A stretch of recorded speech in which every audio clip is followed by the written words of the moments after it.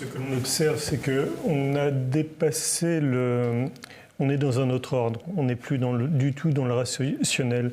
Ici, j'ai tenté d'être un peu rationnel en vous donnant tout à l'heure des chiffres. Je peux même mettre à jour les chiffres que je n'avais pas tout à l'heure, donc je vais le faire. Mais ce n'est pas très important, ça ne fait que confirmer ce que je disais. Il y a 12,7 personnes qui ont été hospitalisées en une semaine, la semaine dernière, pour 100 000 habitants. Toujours, je ne vais pas répéter pour 100 000 habitants, hein, c'est ça. Il y a eu 1,3 morts pour cette semaine-là.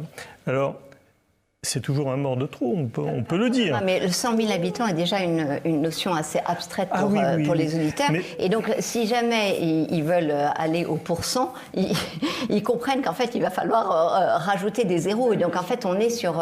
c'est epsilon dont on est en train de parler. 100 000 quelque chose, c'est toujours très difficile. C'est une grande abstraction. Mais quand j'essaye toujours de rationaliser les abstractions, quand vous avez un livre de 250 pages, c'est un petit livre, hein, les livres de Modiano par exemple, vous voyez, dans toute sa carrière d'écrivain, il a écrit 50 cm de livres, notre prix Nobel bien-aimé de Modiano, 50 cm. Eh bien, 100 000 pages, c'est une bibliothèque de 1 mètre de large sur 2,50 m de haut. Voilà, c'est ça ce que ça représente, 100 000 pages. Donc 100 000 personnes, ça fait vraiment beaucoup de monde. Et lorsque vous prenez un petit fascicule de 37 pages, vous voyez, il est perdu dans cette bibliothèque-là. C'est juste pour situer un petit peu ce que représentent 37 malades, 12 personnes hospitalisées et j'ai dit 2,7 personnes en soins critiques et 1,4 morts. Voilà, c'est ça ce que représente à l'heure actuelle la 5e vague.